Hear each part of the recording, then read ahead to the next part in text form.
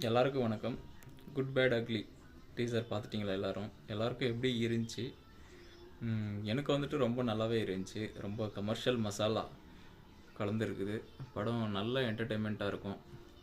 போன விடாமுயற்சி தான் ஃபுல் சொதப்பிட்டாங்க. ஆனால் இதில் மிஸ் ஆகாது அப்படின்னு நினைக்கிறேன்.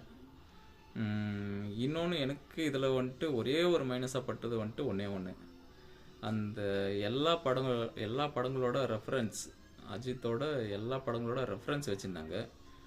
அது கொஞ்சம் தேவைக்கு மட்டும் ஓரளவுக்கு வச்சுருந்தா நல்லா இருந்திருக்குமோ, ஒரு சீன் 2 சீனில்.